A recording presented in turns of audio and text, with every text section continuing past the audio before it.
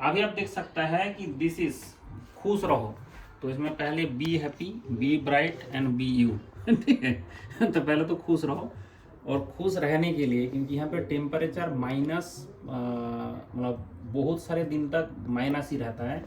ठीक है, अभी तो गर्मी है, अभी यहाँ पे गर्मी मतलब हमारे लिए गर्मी है। ठीक है, इन लोगों के लिए समर चल रहा है, इन लोगों का हीट वेव चल रहा है। 24 डिग्री में लोग बोलते हैं हीट वेव आ गया। ठीक है, 24 डिग्री सेल्सियस हम बोलते हैं कि नहीं हमारा ठंड भी नहीं गया।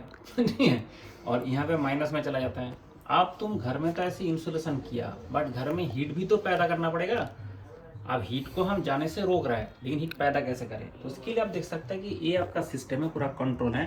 तो जैसे हमने ये बोला कि भाई मैंने घर में हूँ, ठीक है, तो इसके चक्कर में यहाँ पे कितना मेंटेन करो, 17। यू कैन मेंटेन ज़्यादा टेम्परेचर ऑल्सो, बट ये लोग यूज टू है, तो ठीक है इतना चल जाएगा।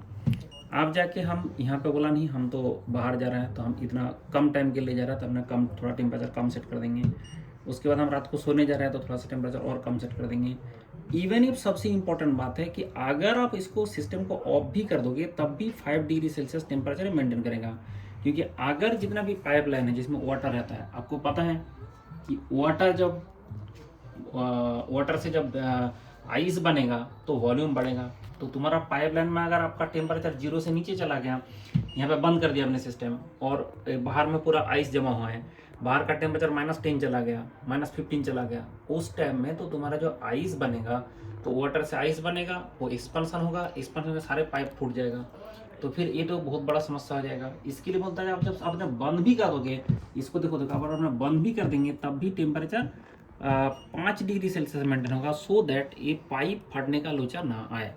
अब आपको दिखाता हूँ कि इसके लिए पहले से हीट सोर्स कहाँ से है एंड किस तरह से हीट बन रहा है। चलो दिखता है।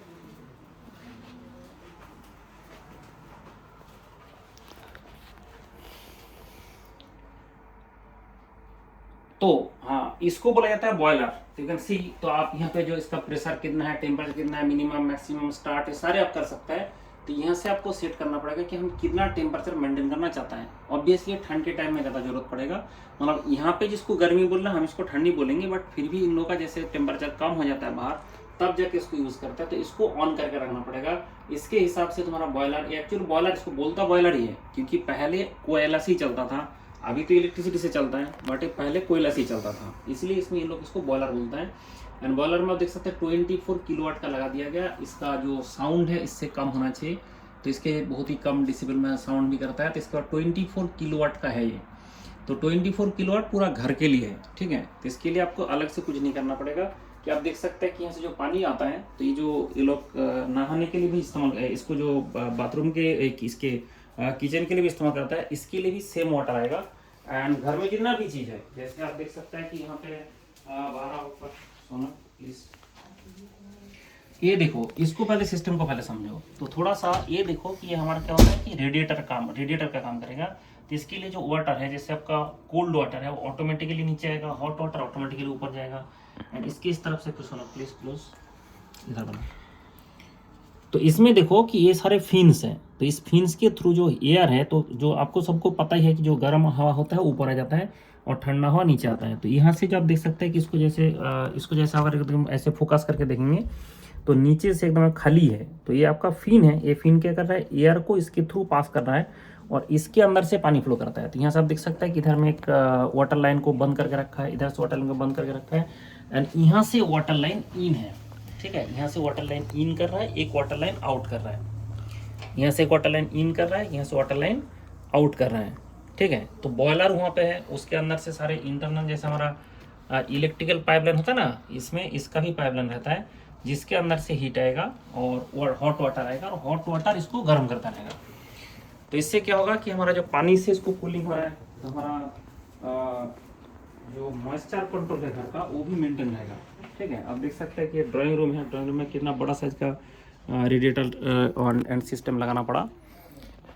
ठीक है, तो बड़ा साइज का इसलिए लगाना पड़ा क्योंकि इसमें बोलेंगे कि हम तो घर में हीटर जला देंगे, तो उस हीटर का इतना टेम्परेचर ज़्यादा होता है ना, जैसे हम घर में जो हीटर चला देते हैं वो इतना हाई टेम्परेचर का होता है कि घर का मॉइस्चर कंट्रोल ही ख़राब कर देता है, और उसके कारण आप बीमार पड़ने का चांस होता है, नाक से कोई लोग का खून निकलना शुरू हो जाता है। तो ये सब चीज़ से बचने के लिए ये सबसे बेस्ट तरीका है, क्योंकि आपका ये जो वाटर आएगा ये बहुत ही लो टेम्परेचर का रहता है। मान लो इसका जो टेम्परेचर आ रहा है 20 डिग्री का, तो यहाँ पे 20 डिग्री वाटर आ रहा है, उसके साथ ऊपर तक आते आते जो है थोड़ा सा ठंडा होगा, ठीक है। और ऊपर से जो हॉट वाटर अगर सप्लाई दे देंगे तो वो जैसे ठंडा होता रहेगा और नीचे जाएगा। एंड ये जो आपका फिन्स है, ये जो आपका फिन्स है, इस फिन के नीचे से एयर ऊपर आ जाएगा। तो एयर जब यहाँ से ऊपर आ जाएगा तो क्या होगा, तो तुम्हारा एयर यहाँ से ऊपर आ जाएगा। तो जैसे एयर ऊपर से आ जाएगा तो आपका गर्म होते होते ऊपर आएगा। तो ये टेम्परेचर क्या करेगा, तो आपको कभी पता भी नहीं चलेगा घर में मेरा हीटर चल रहा है, ठीक है। सबसे इम्पोर्टेंट बात है क्या, इतना बड़ा ड्राइंग रूम है, तो ये ड्राइंग रूम को क्या ऐसे मेंटेन किया जा सकता है, एक से मेंटेन किया जा सकता है? नो नो, इसके लिए अलग अलग जगह में और लगा हुआ है, you can see here also, ठीक है। ऐसे बहुत सारे सिस्टम लगाना पड़ता है। यहाँ पे भी आप देख सकते हैं कि कैसे वही सेम टाइप का रेडिएटर है कि ये काम, इसका सिर्फ एक ही काम है कि ये रेडिएट करते रहे। और इसमें ऐसे जैसे स्पेस यहाँ पे कम है, इसलिए आप देख सकते हैं कि दोनों तरफ से लगा रखा गया, दोनों इसके अंदर से फिन लगा रखा गया, ठीक है। क्योंकि मेन बात हो रहा है कि जैसे टेम्परेचर है, वो टेम्परेचर हम अगर ज़्यादा दे देंगे, ठीक है, इवन इफ आप बाथरूम में जाएंगे वहाँ भी देखोगे रेडिएटर आपको देखने को मिलेगा, ठीक है। जब बाथरूम में आया हो तो बाथरूम में आया है, इसके बाद भी आपको यहाँ पे रेडिएटर देखने को मिलेगा। क्यों? क्योंकि अल्टीमेटली इसका काम होता है कि दिस इज द थिंग जो फिन का काम कर रहा है, उसके अंदर से हमारा water, hot water and cold water का सिस्टम है। तो अगर हम हॉट वाटर सप्लाई देंगे तो ऑटोमेटिकली ये ऊपर तक जाते जाते जब कोल्ड होता जाएगा और खुद ही नीचे आ जाएगा। तो दूसरा से हमारा एक तरफ से हम सप्लाई देते रहेंगे और एक तरफ से हमने इसको निकालते रहेंगे।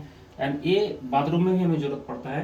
तो मतलब क्या हो गया कि घर के अंदर इंसुलेशन तो हम देते हैं, ठीक है। एंड इंसुलेशन देने के बाद भी घर के अंदर हीट पैदा करना पड़ेगा। और हीट पैदा करने के लिए हम जो इंडिया में जो यूज़ करता है कि हमने ब्लोअर चला दिया तो एयर का ह्यूमिडिटी को ख़राब कर दिया वो, ठीक है। अगर हमने उसमें ज़्यादा हाई टेम्परेचर जिसमें कुकिंग होता है वो हीटर लगा दिया तो उसमें क्या होता है कि इतना कार्बन डाइऑक्साइड, इतना उसका गैस को मतलब आयनाइज कर देता है जो हेल्थ के लिए ख़राब होते हैं। तो ये सब सारे प्रॉब्लम से बचने के लिए जो सिस्टम है सबसे बेस्ट सिस्टम है।